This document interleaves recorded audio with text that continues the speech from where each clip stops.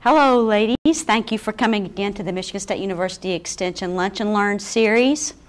I'm Monica Smith. I'm a registered dietitian here at MSU Extension, and I also head up the Children, Youth, Families, and Communities area of our programming here in Grand Rapids.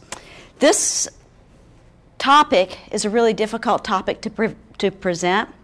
I didn't know it was going to be a difficult topic to present until I did the research on it. And this is the fourth title I've given this presentation because it kept morphing into something else. And as you can see, I took information from three different sources here and sort of combined them and added some of our own information from MSU Extension. But this is a really interesting topic. Why is it a topic? Sustainable eating. People are asking me all the time, what's healthy, what's good, where should I spend my money, where is this coming from, what are they spraying on these grapes from Chile, what do I need to be concerned about? And so as I began to find information about this, I thought, wow, this is a lot more than what I thought it was going to be. Thought this was a pretty interesting quote. The most political act we can do on a daily basis is to eat. Our actions affect farms, landscapes, and food businesses, and our own personal selves, right? Our family, our own environment, our local economy. You know, agriculture is one of the only, if not the only, area in Michigan's economy that's growing right now. So it's pretty powerful for us here in Michigan. This is very interesting. Are all apples equal?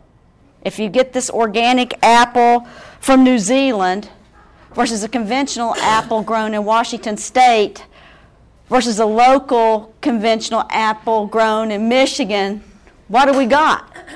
What is it that you're wanting to do? And you know, when you look back through time, our diets today don't look a whole lot like the diets of our hunter-gatherer ancestors, do they? Maybe that's not such a good thing. Maybe it's a great thing. I don't know. So we have these issues, organic, local, and the ever-present question, genetically modified foods. These are all in the mix, right? But what I found when I was doing the research and when I was talking to people about what they really wanted to know about this topic is a lot of people didn't know what they ultimately wanted when they were trying to make this food choice. What are we trying to do? Before you can decide what you're trying to do, you're going to have to know what each thing is. What is its parts, its purpose? You know, when you're talking about organic is speaking to growing practice. It talks about pesticide use. It talks about herbicide use. When you're talking about organic, you cannot have a genetically engineered plant or animal. When you talk about organic, we're talking about animals that are raised with no hormones, no antibiotics. Their feed is also organic, and they're not fed other animal products. The animals do have some access to the outdoors in organic farming. I thought this was interesting. I didn't know about this. Organic farmed animals are not fed mammalian or poultry slaughter byproducts. I guess I wasn't really aware of the fact that non-organically farmed animals were fed those things. Likewise, I didn't know this. A slaughterhouse has to meet a different set of criteria if you're organic. That may or may not be important to you. But you know, what do you want? Maybe these things are important to you, maybe they're not. I don't know. It's up to you to decide that.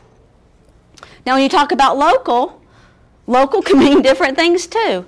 Sometimes it means within 100 miles. Sometimes it means within a state boundary. Sometimes it even means within a region. Okay? A lot of times people will group Michigan and Ohio, Indiana, and call it local. I call that regional, but somebody else might call it local. Has everybody seen this Select Michigan logo before? That's an easy way to identify what's been grown or produced in Michigan. You know, local may or may not be organic. It may or may not be genetically modified. It's just where it was grown, right? Genetically modified foods. How many people get freaked out about this? Genetically modified foods. Does anybody get freaked out about it? A lot of people get freaked out about it. Does anybody get freaked out about genetically modified animals? Almost everybody gets freaked out about that, okay? But one thing I found when I was doing the research for this is we sort of lump things all together in one lump. Genetically modified foods have been around for a long, long time. Long time. Hybrids are technically a genetically modified food. You cross-pollinate different things, or you breed one type of plant with another type of plant to get something that you want, like early girl tomatoes. Early girl tomatoes are kind of important to us in Michigan, right?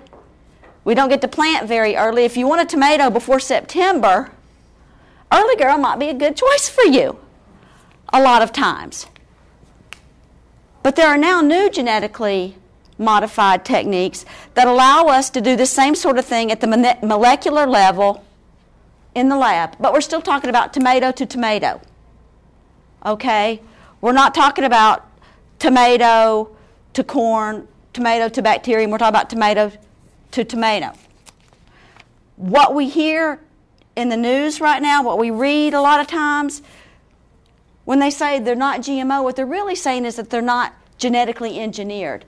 We've accepted genetically modified foods for years. Every hybrid we have. A purple rose is a hybrid. We're okay with that. It's genetically engineered foods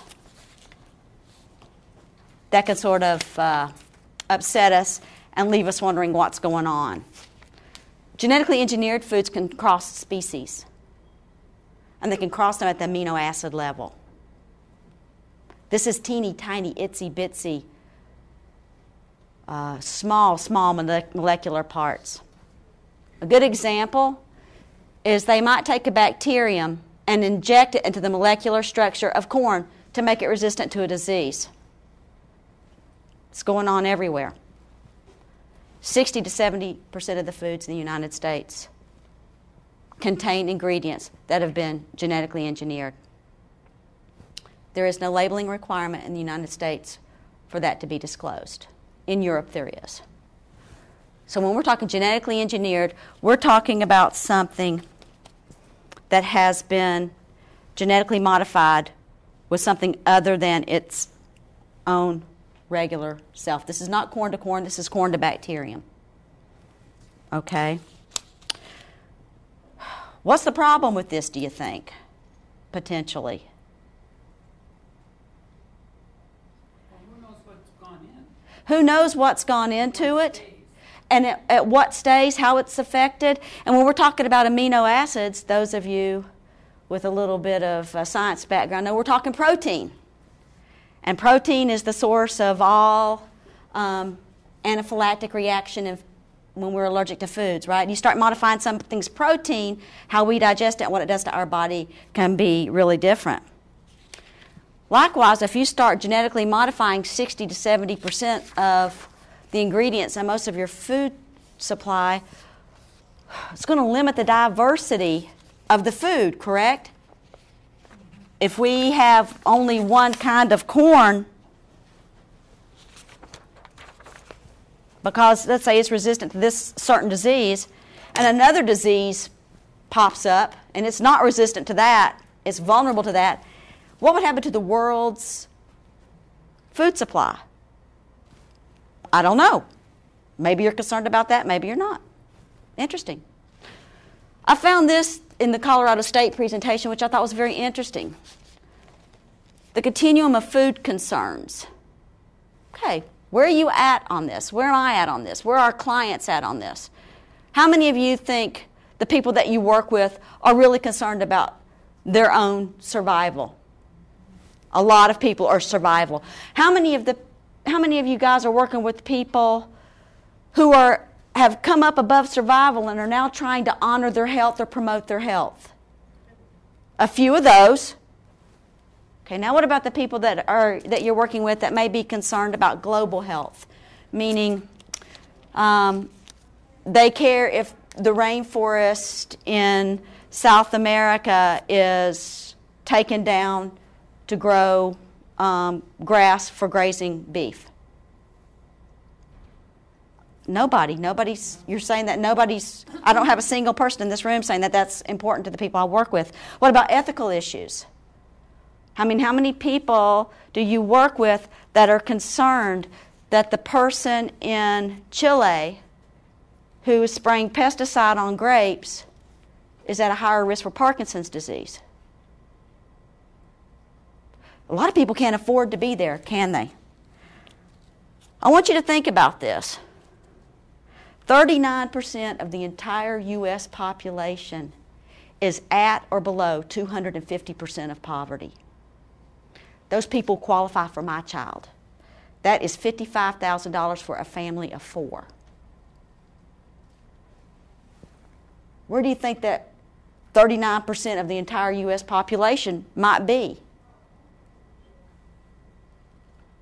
I doubt it. Ethical issues. You've got to take care of your own survival and your own personal health and your own family first, don't you? When you think about that, wow. You think maybe I'm all wrapped up in this organic local GMO thing for naught. There's not enough of us that can do that. I don't know. Maybe there is that can make a change. So I guess the question becomes, do you just want good nutrition? And what does that mean?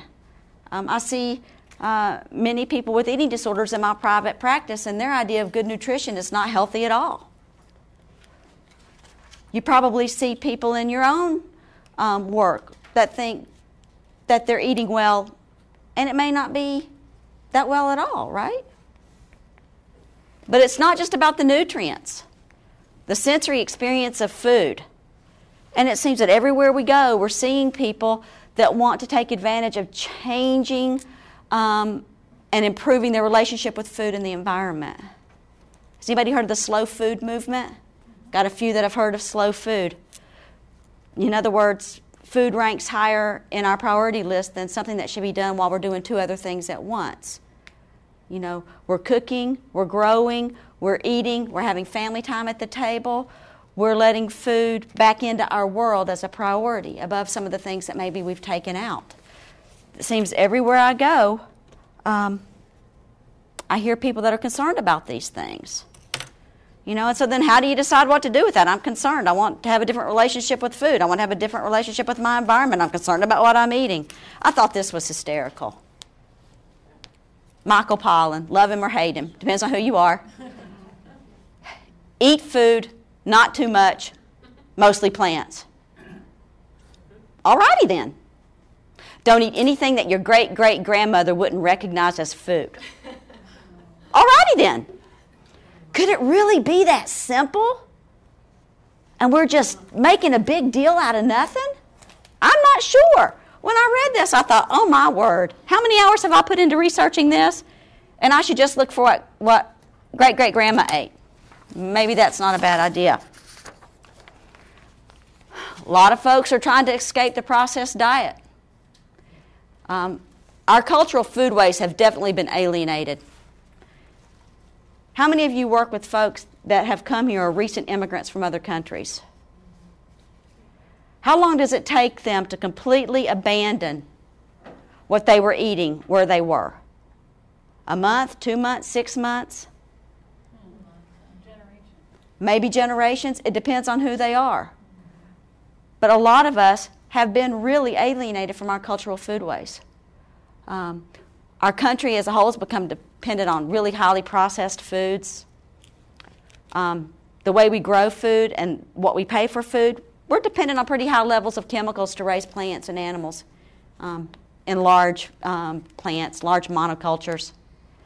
You know, we have a lot of cheap calories available to us in sugar and fat. 50% of all our calories come from sugar and fat in this country. What do you think the nutrient density of that would be? Pretty low. Pretty low. And when you look at the narrowing diversity of a human diet from the genetically modified foods and the processed food ruts, think about it. How many people do you know eat the same thing day in and day out? Cereal for breakfast, sandwich at lunch, McDonald's for dinner. And we just get in that groove, and it's easy to do, right? Well, by limiting that variety, we are really limiting our nutritional value that we're giving our bodies. We've pretty much lost control of our food system. How many people do you know that do not sit down to a family meal even once a week? That's very common now, isn't it? How many people do you know that wouldn't know a growing vegetable from a weed?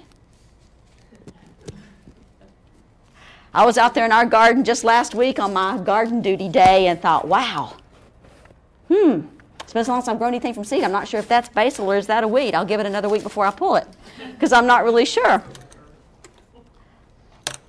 But you know, local foods really are different.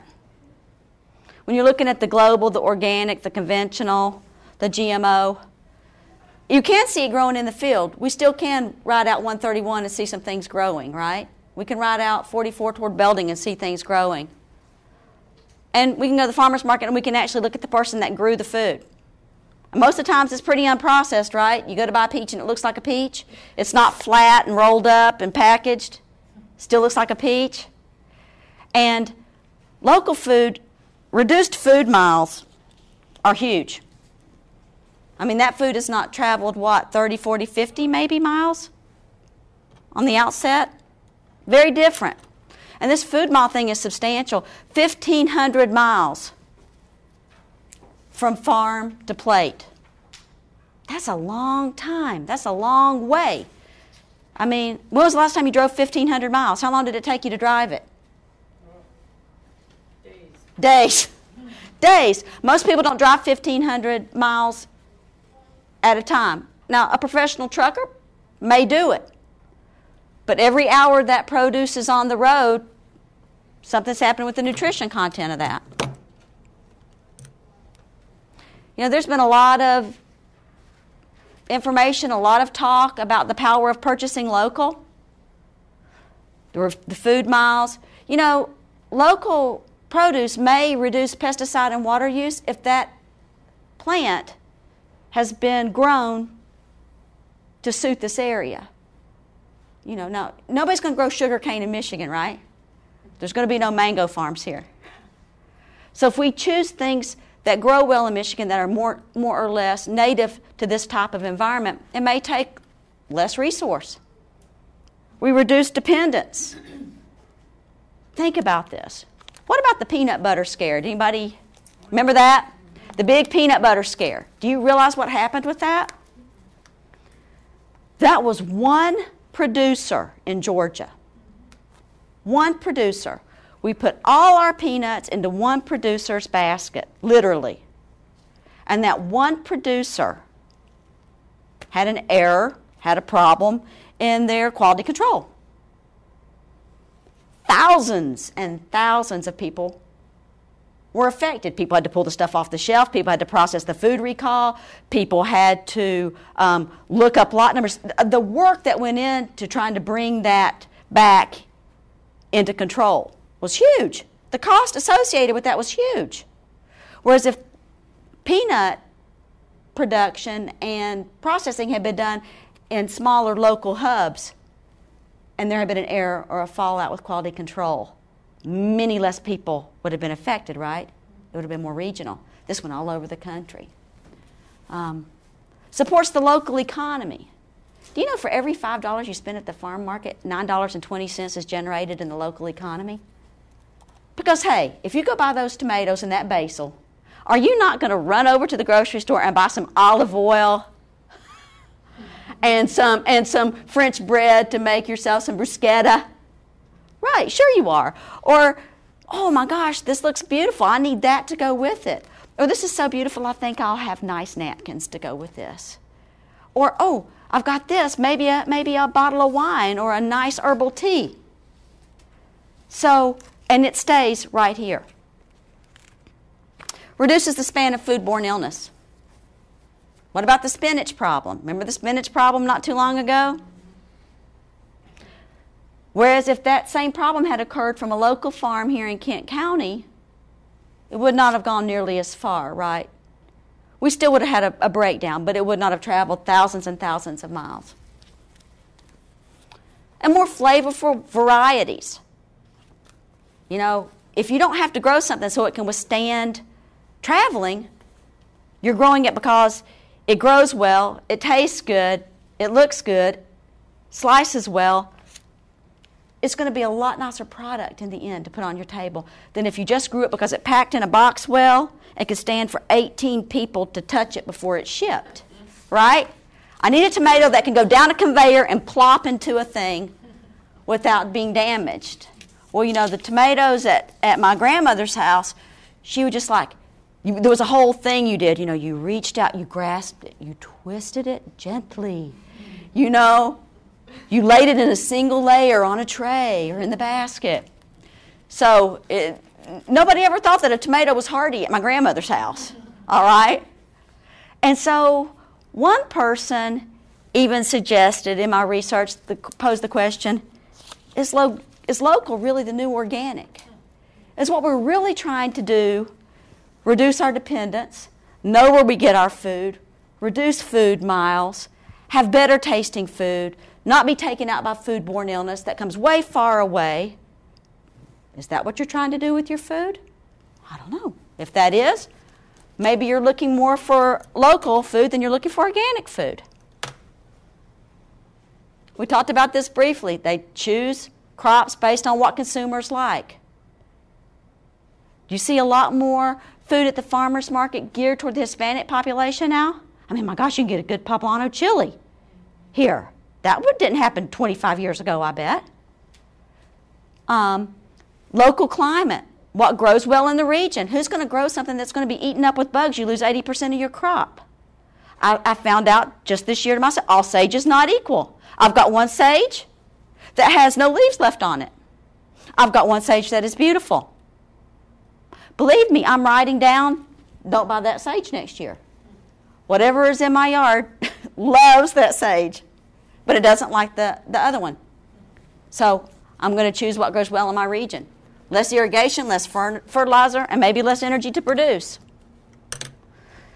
Then what happens if you combine local with organic?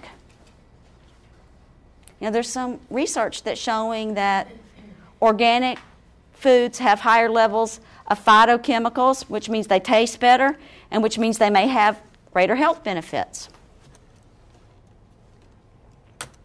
You know, there's also some information about nutrient decline in crops. Now, this is very interesting. Very interesting. Whenever I go to someone else's research, I read their research, but I also pull the original research articles and I read them myself. I read this, and this decline most likely due to industrial agriculture's emphasis on fast-growing, high-yielding varieties. But the original author slanted it toward the fact that it was because these varieties were conventionally grown. Has nothing to do with the fact that they're conventionally grown. The article did not talk about conventional growth versus organic growth. What the author was talking about was these hybrids. Because when we bred plant A to be rounder, redder, greener, whatever, perhaps we lost vitamin C, we lost iron, our wheat crop, our corn crop, or those that have been highly modified. We're losing a lot. This article will be posted on the website. You can read it yourself and you can see what they're talking about. But what I got out of this is these crops come from genetic modification, not from organic growth. The difference and the change. So when you look at the reduced nutrient content in 43 of our crops, that's kind of concerning, don't you think? I think it's pretty concerning. I thought this was more concerning. 97% of the vegetable varieties grown in 1900 are now extinct. I found that to be pretty concerning when you're looking at diversity leading to sustainability. Now, okay, maybe 97% of the vegetables that we had before 1900 were really bug prone, were really disease prone. We're not good producers. But does anybody find that a little bit difficult to believe that only 3% of the varieties available in 1900 are worthy of growing today? I find that hard to believe, but I'm not an agriculturist. There's your resource. You can read it for yourself.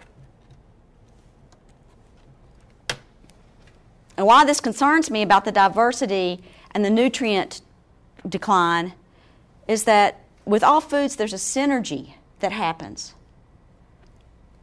That's why a vitamin will never equal an orange.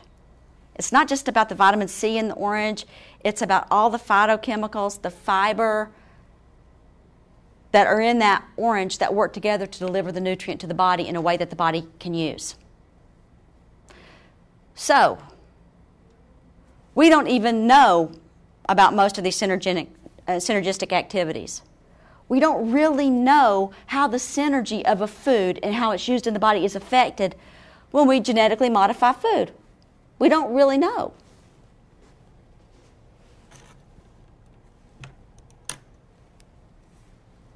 So, okay, I'm sold. I just want organic, local.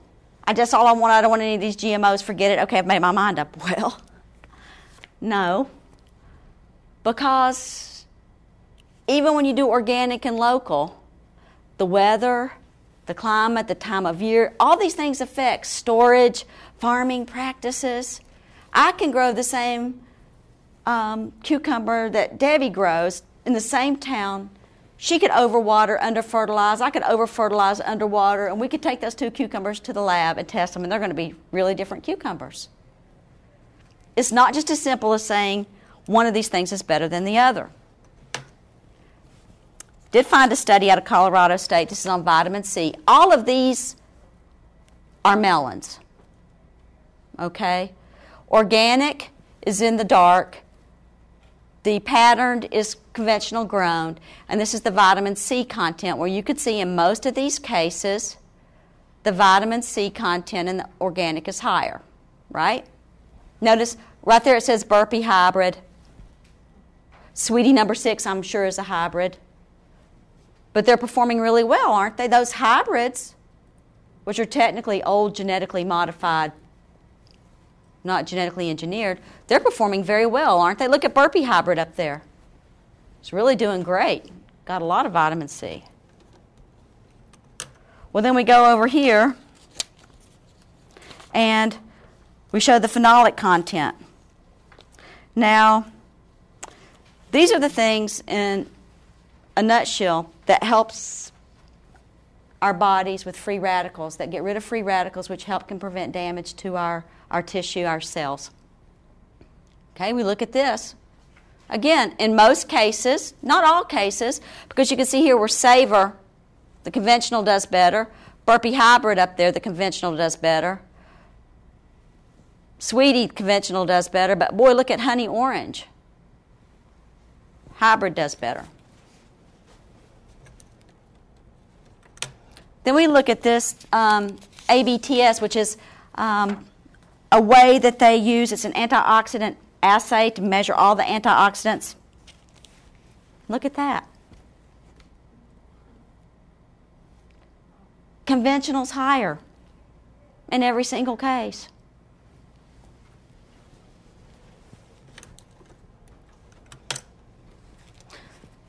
Very hard to make the decision. So what is it that you want? Does every bite of food you put in your mouth need to be optimal?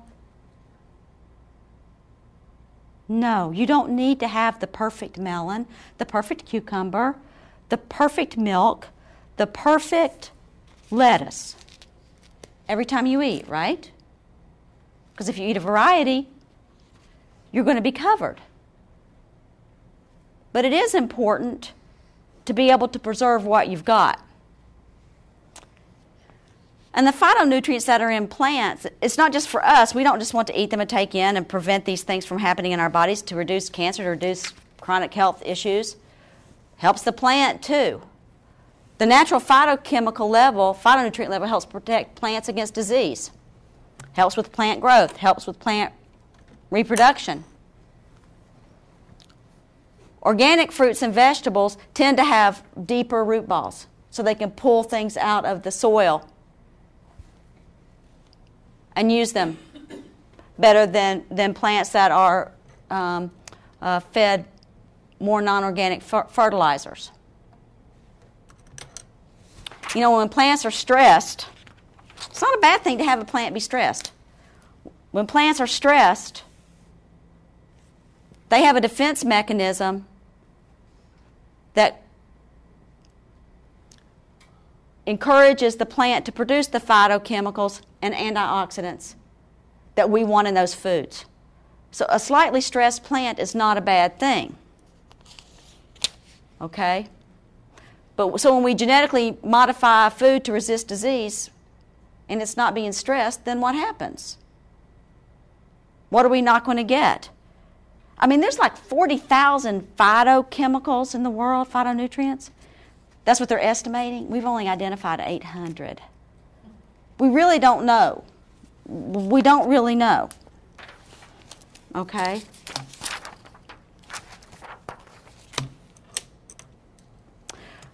Here's the problem. How many of you have been at the farmer's market, sign said organic, you went to buy it, and you picked it up, and you said, that's not very pretty. That pepper's got a bleep, a blemish, a crack, a crevice, a spot. And you put it down, right? Yes. We don't like our foods to look less than perfect. So we might be tempted to buy that food that comes from way far away because it's cheaper and it looks perfect. And why is that? Well, maybe the living wage in that country is lower. Maybe the workers don't get a living wage. Maybe they use child labor. Even in the United States, the age for agricultural worker is lower, right? Right? The cost of production may be subsidized by foreign governments. Our production is subsidized by our government, isn't it? Sure it is. Cost of producing and purchasing fertilizer, herbicides, pesticides may be really lower there and subsidized. And non-sustainable farming practices may reduce the cost. If a rainforest becomes pasture for beef cattle, that might be very handy. But there's going to be a lot of people fighting that here, right? I don't think that we're going to be planting. I can't imagine that we would be taking down our national forest to graze cattle. Not right now, anyway. And so when you think about that, foods can be really a lot cheaper. It can be cheaper to ship them all the way, you know, from around the world. Has anybody seen the apples in the store from New Zealand? Has anybody been at the store and they couldn't find an apple from Fruit Ridge, but they could find an apple from New Zealand? Does that get on anybody else's nerves beside mine? It does get on my nerves. So when you want cheap food, when you're talking about cheap food, you need to think about what cheap food really is. Are we talking about cheap as in frugal, or are we talking about cheap as in substandard? Right? What are the unaccounted for costs? What are we not paying for that maybe somebody else is paying for? Loss of farmers. Does anybody remember what 131 going down toward Wayland, Kalamazoo used to look like?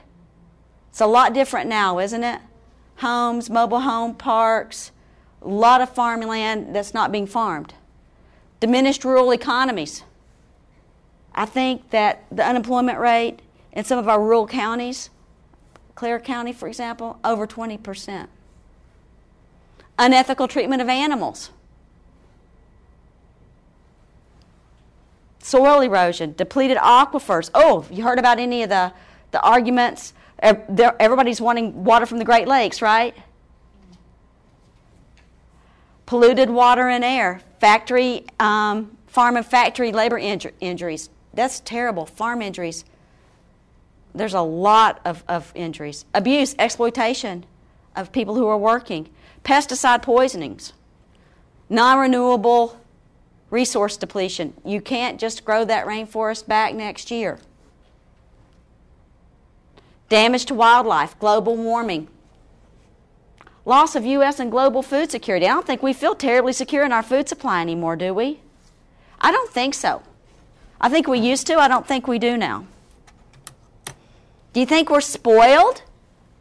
You think we might be a little bit spoiled? We want that tomato that looks perfect? Well, in 2005, we were only spending 9.9% of our disposable income, or our total income on food was 20%, over 20% in 1950. Why are we losing our farmers? Well, food is 12% cheaper now. They're getting 12% less than in 1976. Look at this. Why do we supersize every portion that goes onto our plate? Because in 15 minutes I can buy a chicken.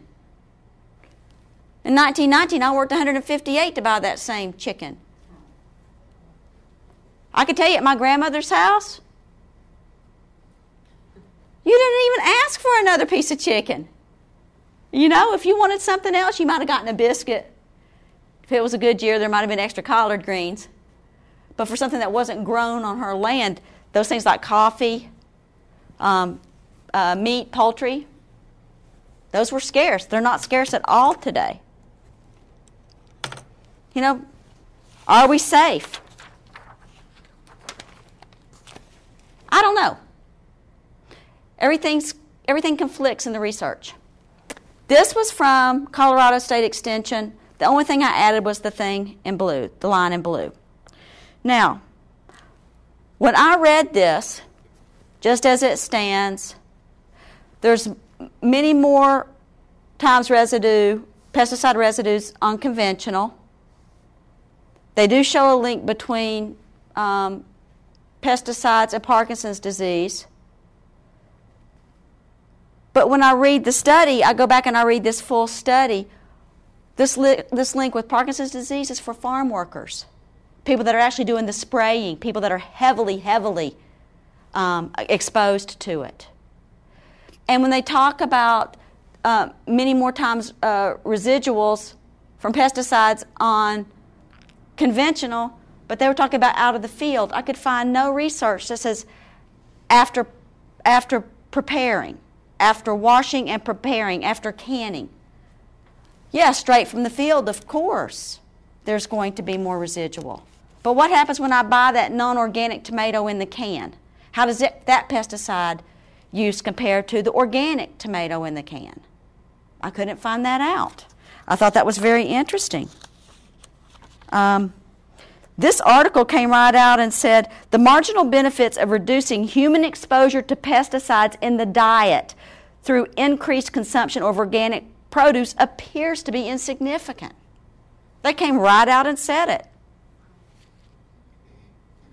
But yet this person from Colorado State read that really differently. Maybe I misinterpreted that, but from what I read, it said farm workers are really in danger, people that produce pesticides and work with pesticide production.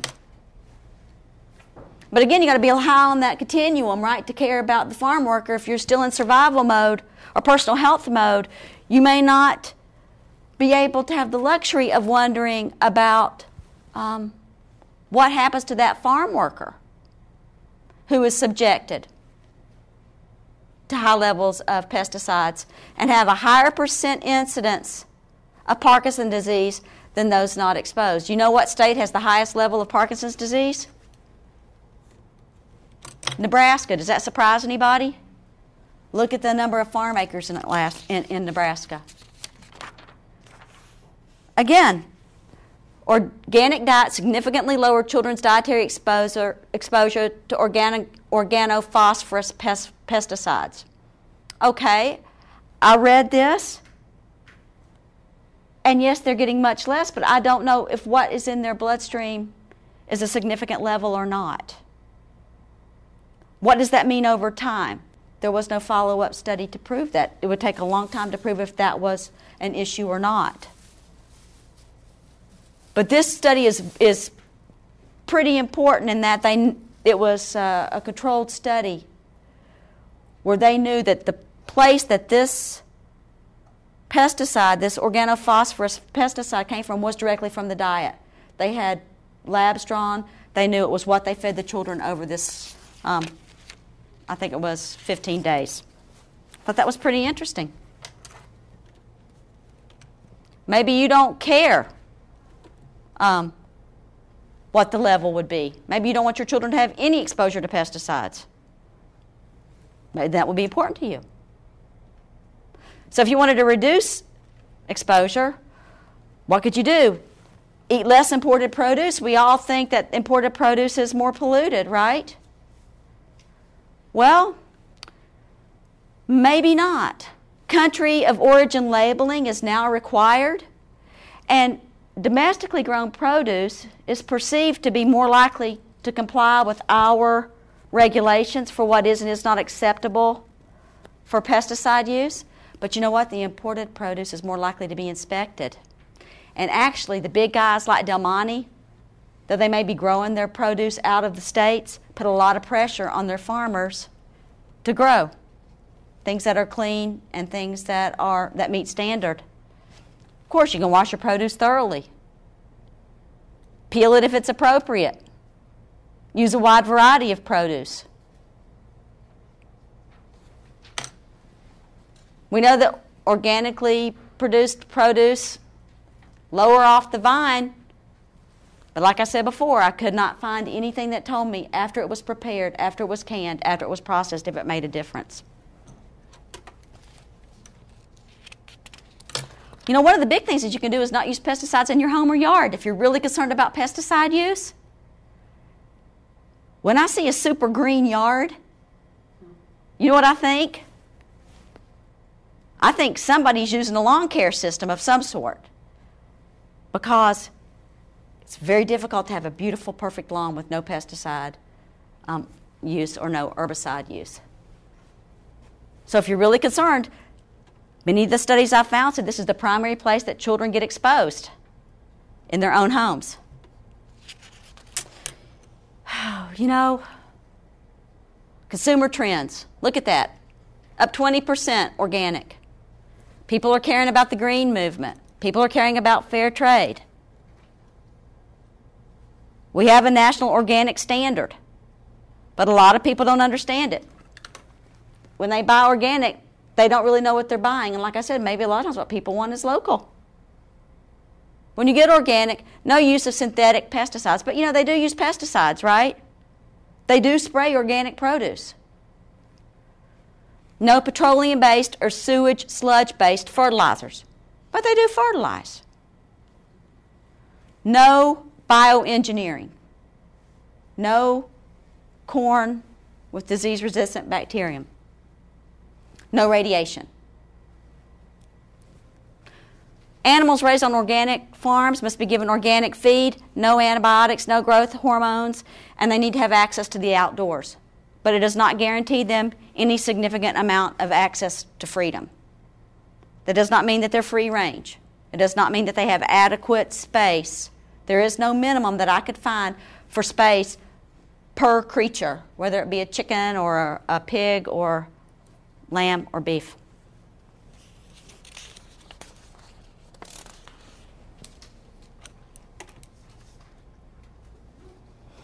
The labeling will tell you if it's organic, if it's conventional, if it's local. Probably won't tell you if it's GMO, because they don't have to tell you. So I doubt, who in their right mind, what do you think would happen? Meyer has a big pile of corn, big beautiful pile of corn, labeled, genetically modified corn, 5 for $1. What do you think? Do you think it would sell? I don't think it would either, because if it was a selling point, they'd be labeling it that way, right? And if they had this little squirrely kind of not looking so healthy, not as beautiful corn, 5 for $1. You know, heirloom. What do you think would happen with that? It'd fly out of there. So, labeling makes a difference, but it's not always done equally and consistently. This is very interesting. You know, and organic comes in various degrees. Watch this. You have this 100% organic. It can say so. It can put it on the label. It can use the organic seal. 95 to 100% it can say organic and can use the seal. But see, it can't say 100%, it can just say organic. 70% organic cannot use the seal, but can make claims on the front. You see up there, it's going to say, up at that line of type, if you could read it, says, made with organic ingredients. Okay?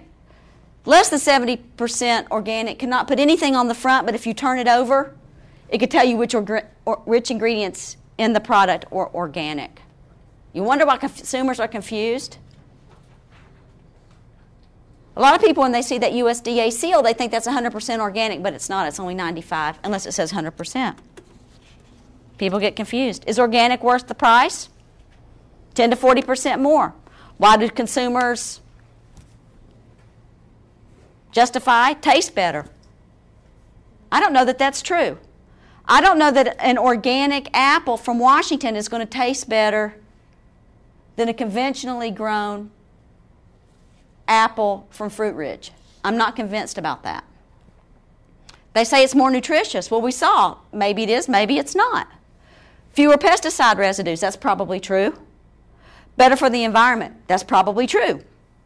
Although when you figure in the cost of shipping an apple from New Zealand, I don't know how good that is for the environment. I'm worth it, my family is worth it. Well, some days that might be true. If you have teenagers, it might be true less than for people that have younger children. But probably any or all of these reasons are true some days and not true others. So why do people buy organic? You really have to know what it is that you're looking for. Why do people not buy organic?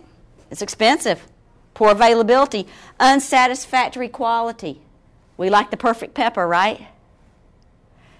Satisfaction with current food purchases.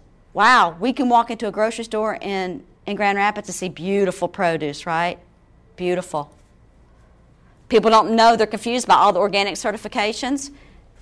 Remember the big Walmart thing when they got busted a while back for labeling their produce organic that wasn't organic? That upset a lot of people. How are you going to know, really? How are you going to know if it's organic? If it's, celery looks like celery, right? So the bottom line, organics might be more nutritious. They might decrease exposure to pesticides, especially to farm workers, right? They might decrease exposure after washing and processing. They conserve the soil. May or may not reduce the use of reduce the use of fossil fuels, right? Organic from Washington State, organic from New Zealand, organic from South America may not use less fossil fuel. But local does keep money in the local economy. We know that, right? It does conserve fossil fuel. And not only in transportation, but also in storage and packaging.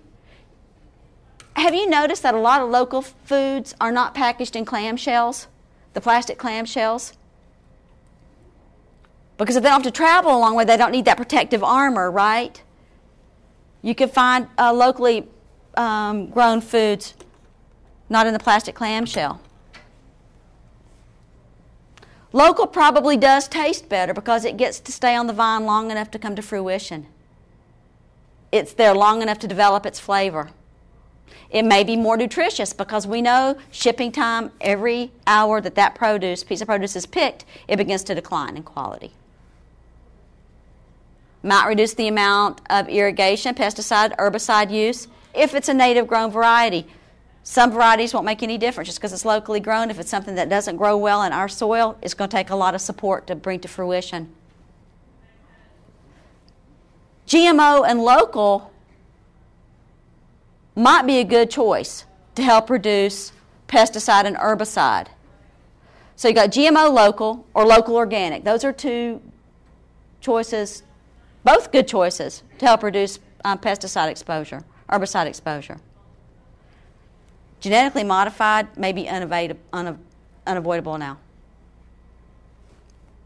That might be where we're at. We might need to accept what's in our food supply and work with it. If you're trying to avoid GMO, You may not be able to do it. So remember that how long it's been harvested, how long it was stored, how long it was cooked is going to make a difference. How many people in here are mostly concerned about nutrient content in their food? A few concerned with nutrient content. How many are concerned about effect on the environment? A couple. So when you're looking at loss of nutrient, whether it's organic, whether it's local, whether it's GMO, no matter what, length of time since harvest, how long it was stored, how long it was cooked, was it at the right temperature when it was stored? Who likes to shop the farmer's market at the end of the day for the best bargain? I do that. I really like that because I like to barter. It's fun. But it's been sitting out there all day in the heat, sometimes in the sun. It's probably not going to be as nutrient dense as that tomato was this morning. Not the same at 3 o'clock this afternoon. Raw, eating things raw is better for some foods and vegetables, but not for all. Cooking helps others. Helps in digestibility, cooking does, and it enhances flavor. And it decreases the things in food that bind to other nutrients that keep us from being able to utilize. Oxalates, like are in spinach, well, you know, they bind lots of good things like calcium. Spinach by itself is a calcium-rich food, but it's got so much oxalate in it, your body's not going to use a whole lot of it. And overcooking can be a real problem. Of course, you could save your cooking water, and some of the things will be in the cooking water that you can use in stock, but water-soluble vitamins are gone. If you overcook them with water, they're gone. Heat, time, amount of water, as they increase, nutrient loss increases. How many people cook potatoes, root vegetables, potatoes, carrots, beets with the skins on? Best way to go, if you don't like the skin, take it off after you cook it. It holds in the good stuff. The larger you dice, the better it holds the nutrient. So, you know, when you see people on food TV and they're just, well, that looks real cool. But every time they hit that broccoli with that knife, the vitamin C goes, bye. So better to chop big when you're cooking. Steaming, of course, is wonderful because the vegetable is not actually in the water. Anybody poach things here? Nobody poaches anymore. This is a nice alternative to sautéing, no fat. You put the vegetable or the meat, fish is great to poach, in a skillet, and you add a small amount of liquid. It could be wine, it could be broth, it could be fruit juice. And you cook it in this very small amount of liquid, and the flavor of the liquid infuses. And it's a lot nicer than stir frying. No fat added, and you get this extra flavor back in. You get extra flavor from fat when you stir fry as well, but this can really add a whole new taste dimension. How many people want to do like Rachel Ray and get everything home, wash it, chop it, put it in baggies and get it ready to use? Pre-prep is great for saving time, but it's not as great for saving nutrient. However, if the other alternative is that it's going to turn moldy and green and blue in the refrigerator if you don't pre-prep it, you'll get no nutrient out of it if you throw it away. So if pre-prepping is going to be the key to you using it, you're going to get a lot more nutrient from that than if you don't pre-prep it. The correct humidity and temperature. On the website, there's a storage guide under food preservation, and that'll tell you what the correct temperature is. And store for the shortest amount of time possible. The green beans you bought last Friday are not going to be as good for you this Friday as they would have been if you'd eaten them on Saturday. And the resources are at the end of the presentation. Do you have any questions? Is anybody going to leave here with more questions than what they had when they came in? Well, one thing that comes to my mind, it seems pretty obvious, we need fresh fruit and vegetables locally grown in our neighborhoods. Yes. Ann says, bottom line is that we need fresh fruits and vegetables locally grown close to where we live. It seems like a no-brainer, doesn't it? But with all the marketing, the cost, what we want to spend on food, that makes it harder. A lot of people say, I'm not going to the farmer's market, it's not any cheaper. Is that the point? She says, is that the point? Stacey says, is that the point? Is cheaper the point? Is cheaper always going to be the point when we choose what we eat? Maybe it will be, maybe it won't be. Depends on what your priorities are. But locally grown may or may not be any cheaper. Right? We have a living wage in this country. Yes, ma'am. But, I mean, locally grown, yeah, it seems like the better choice. But on the other hand, as far as nutrition goes, I mean, variety is great too. And if you're only eating like what's in season locally, you know what I mean? I mean, is there some benefit to getting, I mean, I love some avocado, but I'm probably not going to get that next door. Right. You know what I mean? I mean, is there some benefit to that too? Stacey's saying, there's a balance. Eating locally grown is wonderful, but it's also very limiting. And so what are we going to do for variety? We need this variety in our diet. Yes, we do. I mean, if we were confined to what grew within 100 miles in Michigan in November and December, if we didn't can and freeze, my goodness, we would all not have to worry about our weight, would we? We would all be really, really thin come May. But there needs to be a balance, and something that you consider is, if I can get it local, when I can get it local, could I consider purchasing it local? When I have the choice, when I have the 2 tomatoes before me, do I want to? Does it serve my own values to buy the one that's local? Maybe it doesn't. Maybe you're not on that continuum.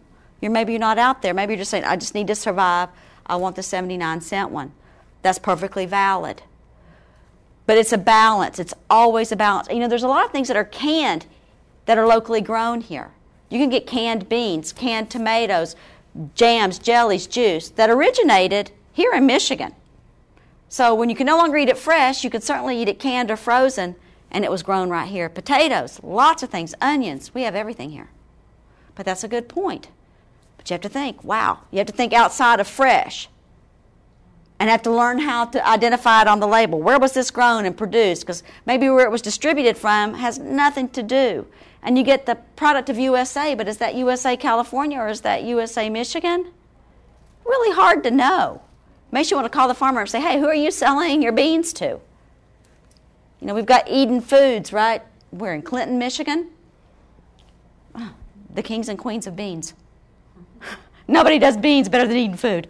So, but that's right from here. But that is another question. What about questions for pesticides? Do any of you have more questions about pesticides than you did when you came in? I was very conflicted after doing this when I read it. I didn't really know what I needed to think, except I needed to read more and decide more. Well, I really appreciate your attendance and your concern about your food system. How to eat, where to eat, what's important to you and your family, rather than perhaps just thinking, well, the media tells me I should be this way or that way. It's a very personal, very political decision, actually. So, would it be safe to say that with the clients that many of us are working with, that the pesticide issue versus processed food, if you're eating mostly fresh fruits, vegetables, canned, frozen fruits, vegetables versus Twinkies, whatever, that pesticide really is not an issue when you compare it with some of the junk that people are consuming. And saying, when you're working with a clientele that's predominantly low income, and you're trying to look at what the big picture is, and we're looking at possible pesticide exposure from eating fruits and vegetables conventionally grown, or the potential risk and problems associated with eating a lot of refined foods, where's the greater risk? Is it in eating the refined foods or it is in the pesticide exposure? That's a really good question, And when you read the research, it can lead you down 2 different paths. But what I'm saying is that we know, it's a done deal, we know the problems associated with eating a highly refined, high-fat, high-sugar diet. We know that to be a fact. So personally, my bet is on trying to shift our consumption of food back toward whole foods, fruits, vegetables, and grains. And when that shift happens, the way that those things are produced will change. Because consumers do drive the market how things are produced. We make a demand, and they will listen. Do you remember 5 years ago, 6 years ago, you couldn't get organic milk in a mainstream grocery store. You had to go to the health food store, right?